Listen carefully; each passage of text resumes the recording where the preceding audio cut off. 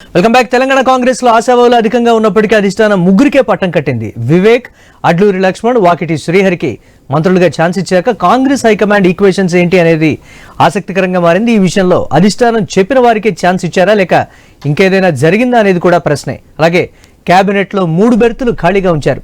ఇదే సమయంలో మంత్రివర్గంలో బెర్త ఆశించిన సుదర్శన్ రెడ్డి ఏకంగా రాజీనామా యోచనలోకి వెళ్లడం, ఆయన ఏఐసీసీ ఇన్ఛార్జ్ మీనాక్షి నటరాజన్ బుజ్జగించడం ప్రాధాన్యం సంతరించుకుంది. అయితే కేబినెట్ లో చోటు ఆశించిన ప్రేమ్ సాగర్ రావు, కోమటిరెడ్డి రాజగోపాల్ రెడ్డి మాత్రం పార్టీ పెద్దలకు టచ్లో లేకుండా పోయారు. అలాగే సామాజిక సమతూకం పైన చర్చ జోరుగా జరుగుతోంది.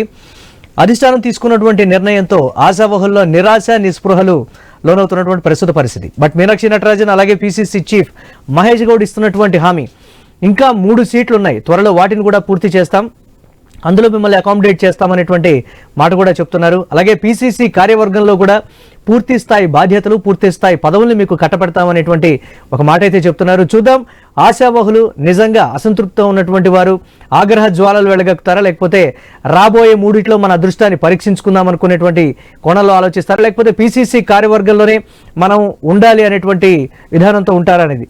ఇదే అంశానికి సంబంధించి మనతో మాట్లాడటానికి కటకం మృత్యుంజయం గారు, కాంగ్రెస్ మాజీ ఎమ్మెల్యే, లైవ్లో సిద్ధంగా ఉన్నారు. అలాగే మన్నెం కోటేశ్వరరావు గారు, రాజకీయ విశ్లేషకులు, వారు కూడా ఉన్నారు. అలాగే మా ఇన్పుట్ ఎడిటర్ శ్రీకాంత్ కూడా లైవ్లో సిద్ధంగా ఉన్నారు. ముందుగా మా ఇన్పుట్ ఎడిటర్ శ్రీకాంత్తో మాట్లాడేటువంటి ప్రయత్నం చేద్దాం. ఎస్ శ్రీకాంత్, ఏంటి కాంగ్రెస్ పార్టీ హైకమాండ్ తీసుకున్నటువంటి నిర్ణయం ఎలాంటి ఈక్వేషన్స్తో ముందుకు వెళ్ళింది? స్థానిక సంస్థల ఎన్నికలనే పరిగణలోకి తీసుకొని వెళ్ళినట్లుగా చెప్తూ ఉన్నారు. లేదు, వీళ్ళంతా కూడా నేరుగా హైకమాండ్కి చెప్పినటువంటి విషయాలతోటి వారు కన్విన్స్ అయ్యారు, సామాజిక వర్గాల ఈక్వేషన్స్ తోటి వాళ్ళు కన్విన్స్ అయ్యారనేటువంటి ఒక మాట, రకరకాల ఊహాగానాలు. బట్ అసంతృప్తుల్ని ఏ విధంగా అసంతృప్త జ్వాలాలు చల్లారుస్తుంది అనేది కూడా ఒక పెద్ద క్వశ్చన్ గా మారింది. ఎలా చూడాలంటారు దీన్ని? Murali, good afternoon. మొత్తానికి అంటే చాలా కాలం తర్వాత, ఇప్పటికీ ఆల్మోస్ట్ 1.5 year దాటి 16-17 నెలల కాలం అయింది కాంగ్రెస్ పార్టీ రాష్ట్రంలో అధికారంలోకి వచ్చి. బట్ మంత్రివర్గ విస్తరణ ఇవాళ ఉంటుంది, రేపు ఉంటుంది, ఇవాళ ఉంటుంది, రేపు ఉంటుంది అనుకుంటూ ఆల్మోస్ట్ సంవత్సరం దాటిపోయింది. సో ఇక ఒక కొలిక్ అయితే వచ్చింది, స్పష్టంగా కనిపిస్తోంది. ఖచ్చితంగా అంటే 6 బెర్తులు ఖాళీ నింపాల్సిన అవసరం ఉంది. దాంట్లో 4 లేదంటే 5 ఖాళీలను నింపుతారేమో, మంత్రివర్గంలో తీసుకుంటారేమో అనుకున్నారు. దాంట్లో 3 తీసుకోవడం జరిగింది. సో ఈ 3 విషయంలో కూడా ఖచ్చితంగా సామాజిక వర్గాల పరంగా చూశారని చెప్పడానికి మాత్రం ఎట్లాంటి సందేహం అయితే లేదు. సామాజిక వర్గాల పరంగానే ఈసారి రానున్న కాలంలో స్థానిక సంస్థల ఎన్నికలు ఉన్నాయి. ఈవెన్ మొన్న జరిగినటువంటి ఎమ్మెల్యే కోట ఎమ్మెల్సీలకు కూడా సామాజిక వర్గాలను బేస్ చేసుకొని కాంగ్రెస్ పార్టీ ముందుకు పోతోంది. సో ఎక్కడ కూడా ఏ ఇబ్బందులు రాకుండా చూస్తుంది. అయితే ఇప్పుడు అసంతృప్తులు ఎవరైతే ఉన్నారో, మరి ముఖ్యంగా కోమటిరెడ్డి రాజగోపాల్ రెడ్డి రెస్పాండ్ అవ్వట్లేదు. అట్ సేమ్ టైం అటు ఇప్పటికే ప్రేమ్ సాగర్ రావు, మంచిర్యాల ఎమ్మెల్యే, ఆయన కూడా కొంచెం నిరాశలో ఉన్నారు. మరోవైపు అటు నిజామాబాద్ జిల్లాకు కూడా ఇంకా మంత్రి పదవి వస్తారేమో, సుదర్శన్ రెడ్డి కూడా దీంట్లో ఆశించినటువంటి వ్యక్తి. సో ఆయన కూడా ఈసారి మంత్రి పదవి లిస్ట్ లో ఉన్నారనుకున్నారు. రంగారెడ్డి జిల్లాకు కూడా మంత్రి పదవి రావాల్సినటువంటి అవసరం ఉంది. సో ఇట్లా నేపథ్యంలో అటు కోమటిరెడ్డి రాజగోపాల్ రెడ్డి గాని, ప్రేమ్ సాగర్ గాని వీళ్ళు ఇంకా అధిష్టానానికి అందుబాటులో రావట్లేదు. భుజగింపు చర్యలకు కూడా దిగుతున్నారు. అయితే మనతో పాటు కాంగ్రెస్ పార్టీ మాజీ ఎమ్మెల్యే కడకం మృత్యుంజయ్ గారు కూడా జాయిన్ అయ్యారు. మృత్యుంజయ్ గారు, గుడ్ ఆఫ్టర్నూన్. మృత్యుంజయ్ గారు వినిపిస్తుందా? ఐ థింక్ మృత్యుంజయ్ గారు సిగ్నల్ ఇష్యూ. అయితే కోటేశ్వరరావు గారు, నమస్తే అండి, గుడ్ ఆఫ్టర్నూన్. నమస్తే. సో అలకలైతే కనిపిస్తున్నాయి. యాజ్ ఎక్స్పెక్టెడ్ అందరికీ అవకాశం రాదు. ఆశావాహుల లిస్ట్ ఆల్మోస్ట్ అంతాడుతున్నది. 20 మంది వరకు కూడా ఆశించినటువంటి వాళ్ళు ఉన్నారు. ఇంకా ఇంకా ఇంకా కూడా కొంతమంది అలకల్లోనే ఉన్నారు. ప్రేమ్ సాగర్ విషయంలో మరి మనం ముందే చూడొచ్చు. వివేక్ 5-6 పార్టీలు మారచ్చినటువంటి వ్యక్తికి మంత్రి పదవి ఎట్లా ఇస్తారు అని గతంలో ఒక ప్రకటన చేశారు. సో ఇప్పుడు ఆయన అందుబాటులో లేరు. బుజ్జగించేటువంటి చర్యలు కూడా నడుస్తున్నాయి. సో పార్టీ హైకమాండ్ ఎట్లా చూస్తుంది? సో ఇప్పుడు నెక్స్ట్ పరిణామాలు ఎట్లా ఉండబోతున్నాయి? సో 3 అయితే ప్రమాణ స్వీకారం అయిపోయిన తర్వాత ఎట్లాంటి పరిణామాలు ఉండొచ్చు? అసంతృప్తికి అంతం కాదు, ఇది ఆరంభం అనేది నా అభిప్రాయం. ఎందుకంటే మంత్రి పదవులు పొందినటువంటి వాళ్ళు సహజంగానే సంతృప్తి చెందుతారు. కానీ ఆశించినటువంటి వాళ్ళు నాకు దక్కంది ఇతరులకి ఎట్లా దక్కనిస్తాము, ఎందుకు దక్కాలి అనేటువంటి దాంతో ఉండేటువంటి వ్యవహారం కూడా ఉన్నది. అయితే నేను అనుకోవటం ఏమిటంటే, ఇప్పుడు ఈ 3కి ఉద్యోగాలు ఇచ్చిన తర్వాత బహుశా స్థానిక సంస్థలకు వెళ్ళడానికి నిర్ణయించినట్టుగా కనిపిస్తా ఉంది. ఆ స్థానిక సంస్థల ఎన్నికల్లో ఇప్పుడు ఎవరైతే మాకు ఉద్యోగాలు కావాలి లేదా మా సంగతి తేలుస్తారా లేదా అని ఎవరైతే డిమాండ్ చేస్తున్నారో వాళ్ళందరికీ కొన్ని జిల్లాలను అప్పగించి ఆ జిల్లాల్లో మీరు ఏ మేరకు స్థానిక సంస్థలను విజయం చేకూరుస్తారు అనేటువంటి టెస్ట్ అట్లాంటిది ఏమన్నా పెట్టే అవకాశం ఉన్నట్టుగా కనిపిస్తా ఉంది. ఆ టెస్ట్ లో ఎవరు విజయం సాధిస్తారు ఏమిటి అనేటువంటిది ఒకటైతే, అసలు ప్రాతినిధ్యం లేనటువంటి ప్రాంతాల నుంచి రాబోయేటువంటి స్థానిక సంస్థల ఎన్నికల్లో అవి హైదరాబాద్ కావచ్చు, లేకపోతే జిల్లా పరిషత్తులు లేదా మండలాలు ఇవి ఏవైనా కావచ్చు, కానీ వాటిల్లో నిజంగానే కాంగ్రెస్ పార్టీకి మొత్తంగానే ఒక పెద్ద పరీక్ష అనేటువంటిది ఎదురుగాబోతా ఉంది. మరి ఇప్పుడు ఇచ్చినటువంటి మూటిలో కూడా ఆ ప్రాతినిధ్యం లేనటువంటి జిల్లాలు కాదు. అందువల్ల ఒక విధంగా చెప్పాలంటే కాంగ్రెస్ పార్టీ ఒక కత్తి మీద సాములాగా చేసింది. అయితే ఇప్పుడు ఇచ్చినటువంటి దాన్ని చూసినప్పుడు ఈ ఏదైతే ఎస్సీ కేటగరైజేషన్ అనేటువంటి దానిలో మందకృష్ణ మాదిగ బీజేపీ సవాలు విసురుతున్నాయి. మేమే అది సాధించాము, మాకే ఆ క్రెడిట్ మొత్తం దొక్కాలనేటువంటి దాన్ని వాళ్ళు ముందుకు తీసుకొచ్చిన నేపథ్యంలో ఇద్దరు దళిత నాయకులకి ఎమ్మెల్యేలకి మంత్రి పదవులు ఇవ్వడం అనేటువంటిది దాన్ని ఎదుర్కొనేందుకు వేసినటువంటి ఒక ఎత్తుగడ లేకపోతే ఒక అస్త్రాల్లాగా ఇవి కనిపిస్తున్నాయి ఇప్పుడు ఉన్నది. మిగిలినటువంటి వాళ్ళకి ఇతర ఓసీ సామాజిక తరగతుల్లో ఆశిస్తున్నటువంటి వాళ్ళకి నేను చెప్పినట్టుగా స్థానిక సంస్థల ఎన్నికల పరీక్ష పెట్టబోతున్నారు అనేది నా అభిప్రాయం. అయితే ఈ అసంతృప్తి అనేటువంటిది మరికొన్ని కొత్త సమస్యలకి దారితీసిన ఆశ్చర్యం లేదు. అది ఏ రూపంలో ఉంటుంది ఏమిటనేటువంటిది ఇప్పుడున్నటువంటి పరిస్థితి ప్రకారం మీరు అన్న కొత్త సమస్యలు నాకు తెలిసి అలుగుతారేమో, కానీ రాజీనామాల వరకు అయితే వెళ్ళరు. బట్ ఎట్లాంటి కొత్త సమస్యలు వస్తాయని ఎక్స్పెక్ట్ చేయొచ్చు? సో ఎట్లాంటి సమస్యలు రాజీనామాలు చేస్తారని నేను అనుకోవట్లేదు. రాజీనామాలు చేయరు. అధిష్టాన వర్గం మీద అంటే ముట్టినట్టుగా వ్యవహారం, లేకపోతే మాకేం సంబంధం లేదు మీరే చూసుకోండి, మా ప్రాంతాల్లో కూడా మీరే ఎట్లా గెలిపిస్తారో గెలిపించండి, ఇట్లాంటి టాక్టిక్స్ ఏమైనా పాల్పడతారా? ఒకవేళ అలా కనుక పాల్పడేట్లయితే మరింతగా వాళ్ళు పార్టీకి దూరం అయిపోతారు. అందువల్ల వాళ్ళకి పరీక్షే, కాంగ్రెస్ పార్టీకి నాయకత్వానికి పరీక్ష, అన్నింటికి మించి రేవంత్ రెడ్డికి ఇదో పెద్ద పరీక్షగా మారేటువంటి అవకాశం ఉంది. ఎందుకంటే ఏ అసంతృప్తి అయినా కానీ ముఖ్యమంత్రి మీదుగానే వెళ్ళిపోతున్నటువంటి పరిస్థితి. ఏం చేస్తారు, ఎట్లా సర్దుకుంటారు అనేటువంటి ఒకటైతే ఏఐసిసి పదవుల్ని కొంతమందికి ఎదచూపుతున్నారు. నేను అనుకుంటే ఏఐసిసి పదవులు అవి జంబో, ఇప్పటికే జంబో. ఈ జంబోలో మరొక మందలో మరొకలుగా మారటం, దాంతో మనకేమొస్తుంది అనేటువంటి అసంతృప్తి కూడా ఉంటది. ఏమైనప్పటికీ ఒక ముందడుగు ఒక వెనగడుగు అనేది నేను ఈ సందర్భంగా చెప్పదలుచుకున్నాను. మృత్యుంజయ గారు గుడ్ ఆఫ్టర్నూన్. గుడ్ ఆఫ్టర్నూన్ మృత్యుంజయ గారు, సో సామాజిక వర్గాల పరంగా చూస్తున్నారా? అలకబోన్నటువంటి మంత్రుల పరిస్థితి ఏంటి, ఎమ్మెల్యేల పరిస్థితి ఏంటి? మంత్రి పదవి నాకు ఇవ్వకపోతే పరిస్థితులు ఎట్లా ఉంటాయో చూస్తా అంటూ కూడా గతంలోనే మంచిర్యాల ఎమ్మెల్యే ప్రేమ్ సాగర్ రావు ఒక హెచ్చరిక కూడా ఆయన వదిలిపెట్టినటువంటి విషయం మనకు తెలిసిందే. 5-6 పార్టీలు మారొచ్చిన వాళ్ళకు మంత్రి పదవులు ఎట్లా ఇస్తారు, పార్టీని నమ్ముకొని మేము కష్టపడ్డ వాళ్ళం మాకెందుకు ఇయ్యరు అన్నది వచ్చింది. ఇప్పటికే ప్రేమ్ సాగర్ గాని, అటు కోమటిరెడ్డి రాజగోపాల్ రెడ్డి గాని వీళ్ళు బహిరంగ వేదికలపైనే మాట్లాడారు. సో అసంతృప్తికి ఇది ఆరంభంగా చూడాల్సినటువంటి అవసరం ఉందంటే ఇప్పుడు దాకా కోటేశ్వరరావు గారు కూడా ఒక మాట అన్నారు. సో ఈ ఆరంభం ఎటువైపు ఉంటుంది, దీని అంతం ఎట్లా ఉండబోతోంది, ఎట్లా చూడొచ్చు? కోటేశ్వరరావు గారు నమస్తే. నమస్తే. ఇప్పుడు ఇది కాంగ్రెస్ పార్టీకి కొత్త వ్యవహారం కాదు. తర్వాత రెండోది, ఇది మాదొక కుటుంబ పాలన కాదు.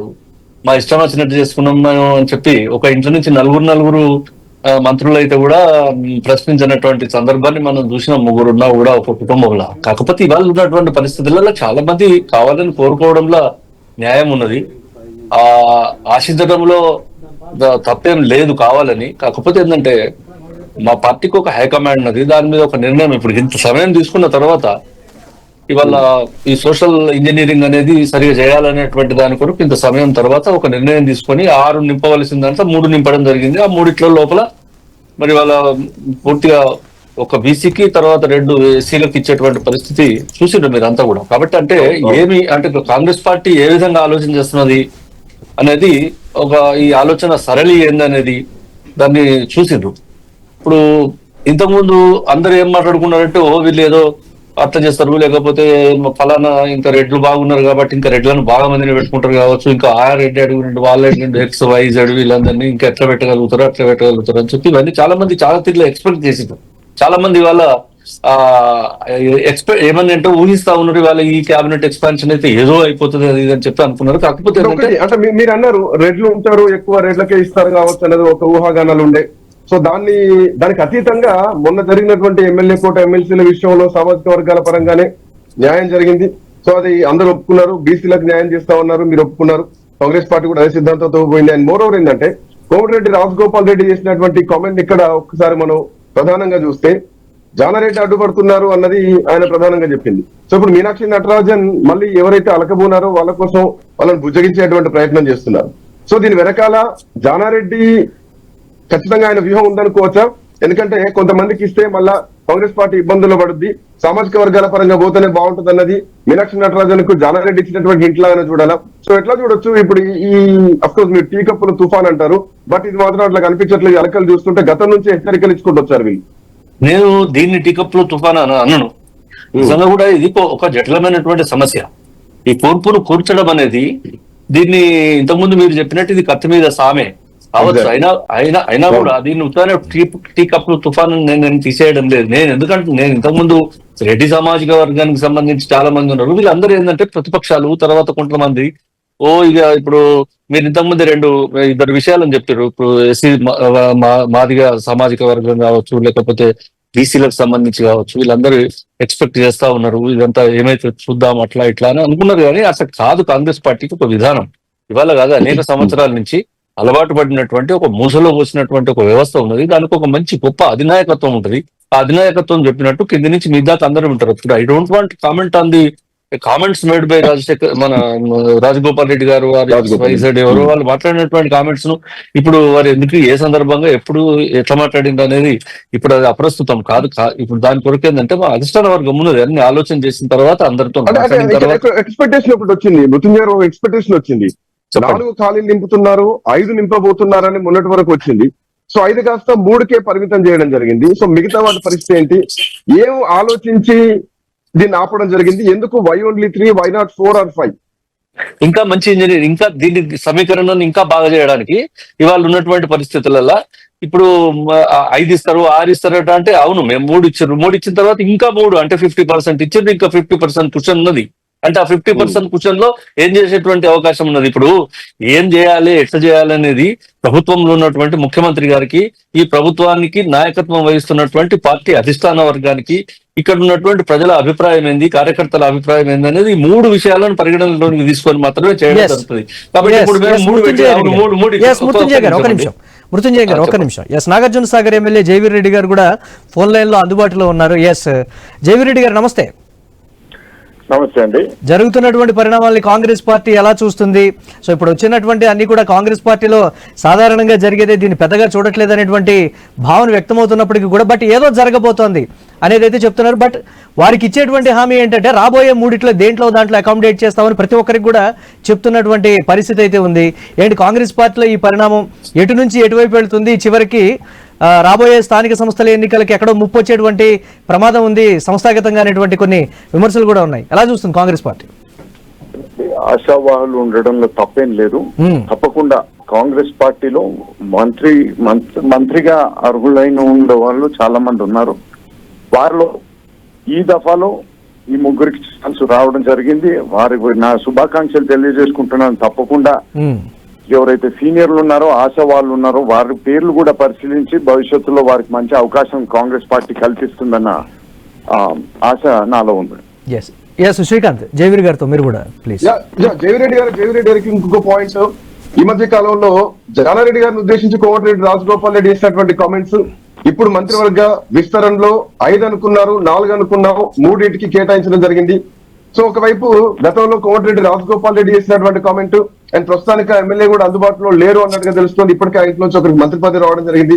సో ఎట్లా చూస్తున్నారు ఈ పాయింట్? ఎట్లా చూస్తున్నారు ఈ కేబినెట్ విస్తరణ వెనక ఏఐసిసి నిర్ణయమా, లేదంటే జానారెడ్డి గారి దగ్గర నుంచి పోయినటువంటి సంకేతాల మేరకే ఈ కూర్పు జరిగిందని చూడొచ్చా? ఎట్లా చూడొచ్చు? లేదండి, జానారెడ్డి గారు ఇటువంటి మంత్రివర్గ విస్తరణలో వారి నిర్ణయం అన్నది వారి ఒపీనియన్ అన్నది తప్పకుండా తీసుకుంటారు, ఎందుకంటే వారు సీనియర్ కాబట్టి. కానీ జానారెడ్డి గారు నిర్ణయించిన కేబినెట్ కాదు ఇది. ఇది సీఎం రేవంత్ రెడ్డి గారు, పిసిసి మన మహేష్ గౌడ్ గారు, అదే విధంగా కాంగ్రెస్ పెద్దలు అందరు కలిసి తీసుకున్న నిర్ణయం. రాజగోపాల్ రెడ్డి గారు గమనిస్తే వారు తప్పకుండా ఇక్కడ సీనియరు, మంత్రిగా చేసే ప్రతి ఒక్క వారికి ఉన్న కెపాసిటీ కానీ కేపబిలిటీ కానీ దాన్ని క్వశ్చన్ చేయాల్సిన అవసరం లేదు. తప్పకుండా వారికి సముచిత స్థానం, సముచిత వారికి కావాల్సినంత ప్రాముఖ్యత కూడా కాంగ్రెస్ పార్టీ కల్పిస్తుందన్న ఆశ నాలో ఉంది. తప్పకుండా వారికి భవిష్యత్తులో కాంగ్రెస్ పార్టీ పెద్దపీట వేయాలి అని నేను కోరుకుంటున్నాను. సో ఈ కూర్పు వెనకాల రానున్న కాలంలో స్థానిక సంస్థల ఎన్నికలు గానీ, గ్రామ పంచాయతీ ఎన్నికలు గానీ, లక్ష్యంగానే ఇప్పుడు సామాజిక వర్గాల పరంగా ఈ మంత్రివర్గ విస్తరణలో ఈ ముగ్గురికి మంత్రి పదవులు అని భావించవచ్చా? తో పాటు అటు ఇప్పటికే నిజామాబాద్ జిల్లాతో పాటు అటు రంగారెడ్డికి, హైదరాబాద్ కి కూడా మంత్రి పదవులు కేటాయించాల్సినటువంటి అవసరం ఇంకా ఉంది. సో ఉన్నాయే 2 బెర్తులు. సో ఆ రెండింటిని ఎట్లా అకామిడేట్ చేయబోతున్నారు, ఎట్లాంటి పరిస్థితులు ఉండబోతున్నాయి? ఇప్పటికే మంచిర్యాల ఎమ్మెల్యే ప్రేమ్ సాగర్ రావు ఆయన అలకబోనారు. గతంలోనే ఆయన ఒక రకమైనటువంటి సంకేతాలు కూడా ఇచ్చారు. 5-6 పార్టీలు తిరిగి వచ్చిన వాళ్ళకు మంత్రి పదవులు ఎట్లు ఇస్తారు, పార్టీ కోసం పనిచేసిన వాళ్ళకి ఎందుకు ఇయ్యరు అని చెప్పేసి. సో 15 ఏళ్ల తర్వాత మళ్ళా వివేక్ వెంకటస్వామి మళ్ళీ మంత్రి పదవి ఈ రోజు ప్రమాణ స్వీకారం చేయడం జరిగింది. సో ఇప్పుడు అంతర్గతంగా ఇందాక మన చర్చలోనే కోటేశ్వరరావు గారు మాట అన్నారు, ఇది అంతం కాదు, ఇది ఆరంభం మాత్రమే అలకలకు. సో ఇక్కడ నుంచి కత్తి మీద సాము కాంగ్రెస్ పార్టీకి, ప్రభుత్వానికి, ముఖ్యమంత్రి రేవంత్ రెడ్డికి అన్నది మన చర్చలో వచ్చినటువంటి పాయింట్. సో దీనిపైన ఏం చెప్తారు కామెంట్?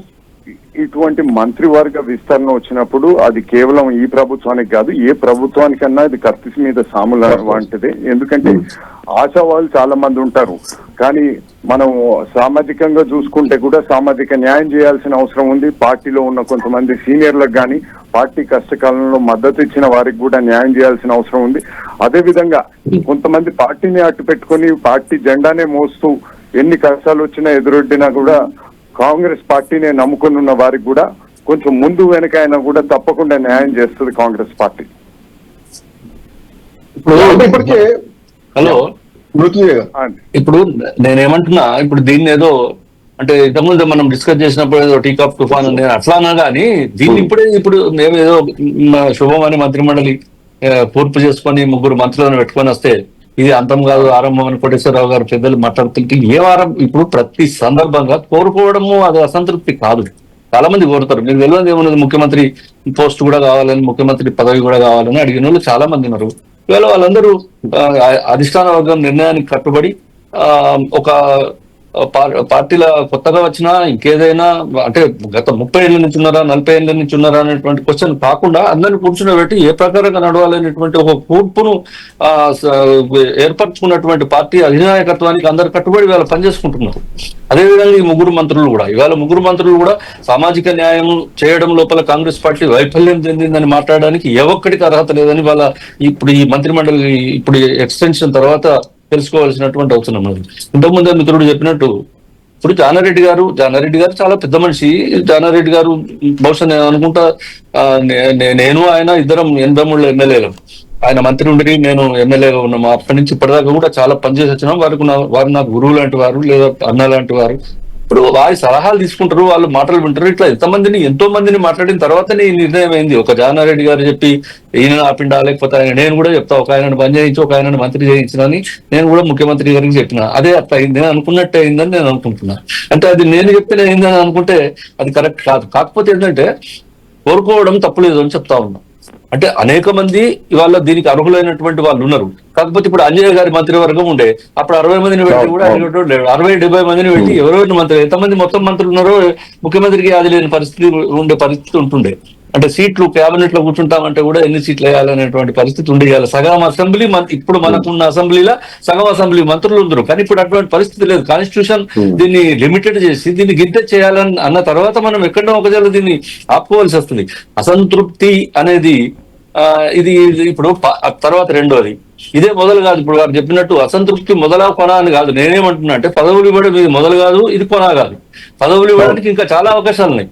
ఈ పార్టీకి జాతీయ స్థాయిలో నాయకత్వం వహించినటువంటి పెద్దలు మన రాష్ట్రం నుంచి అనేక మంది ఉన్నారు. మంత్రుల కంటే ముఖ్యమంత్రుల కంటే వెలుగు వెలిగినటువంటి వాళ్ళు పార్టీ పెద్దలుగా అదే విధంగా ఇప్పుడు ఈ రాష్ట్రంలో కూడా ఇంకా మనకు రేపు పొద్దునట్టు ఇప్పుడు ఇవాళ డిప్యూటీ స్పీకర్ కూడా ఒకటి ఇవ్వడం జరిగింది.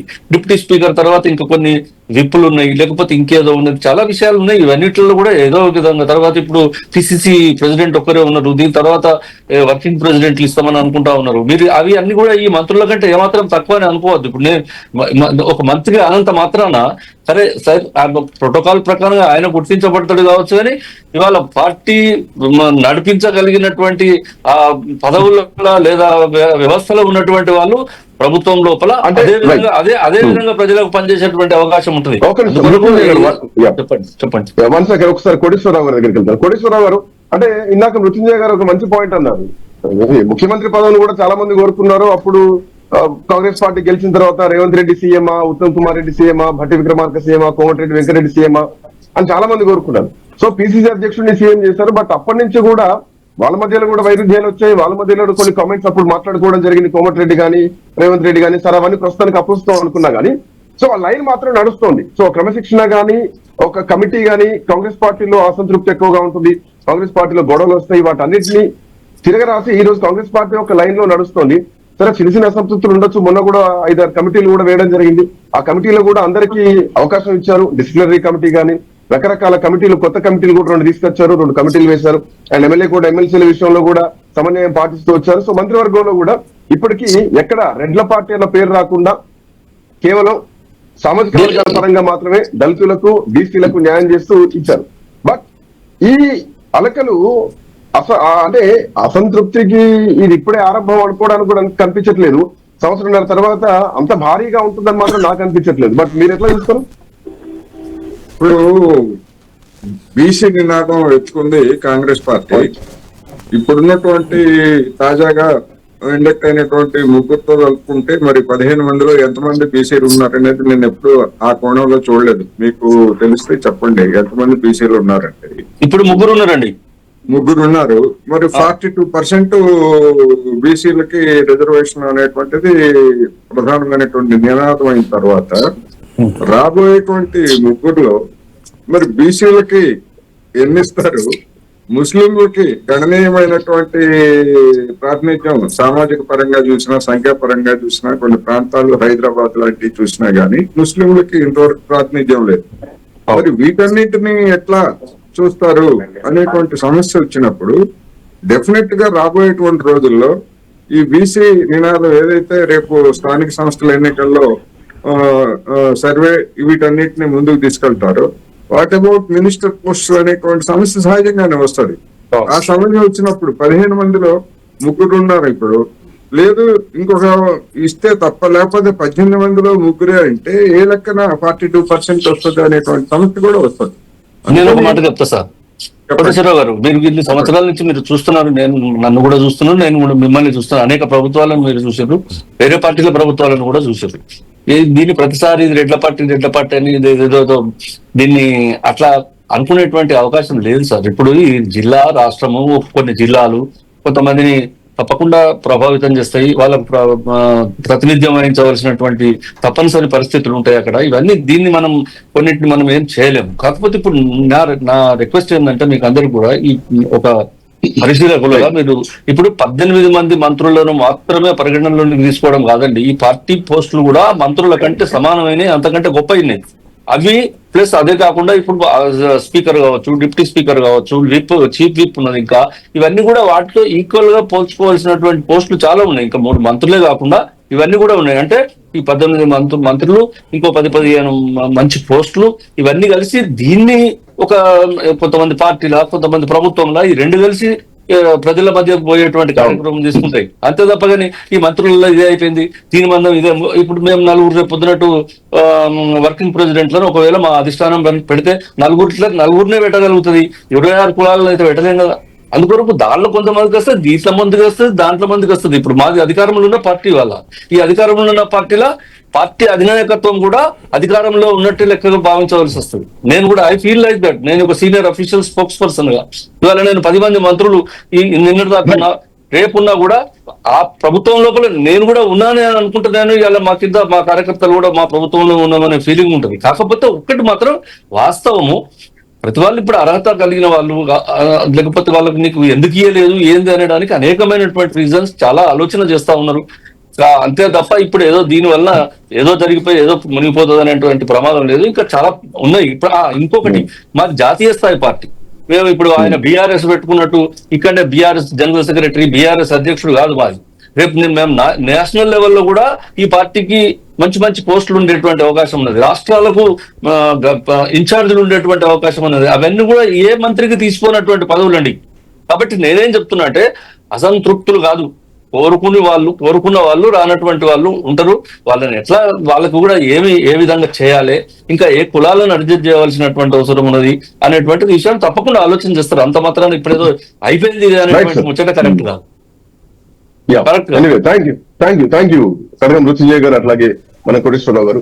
సో మొత్తానికి మంత్రివర్గ విస్తరణ పూర్తి స్థాయిలో కాకుండా ముగ్గురిని మాత్రమే దీంట్లో తీసుకోవడం జరిగింది. సో అడ్లూరితో పాటు అటు వాకిటి శ్రీహరి మహబూబ్ నగర్ నుంచి, అట్ సేమ్ టైం గడ్డ వివేక్ ఉమ్మడి ఆదిలాబాద్ జిల్లా నుంచి. సో ఇక్కడ కొంతవరకు అసంతృప్తి మాత్రం కనిపిస్తోంది.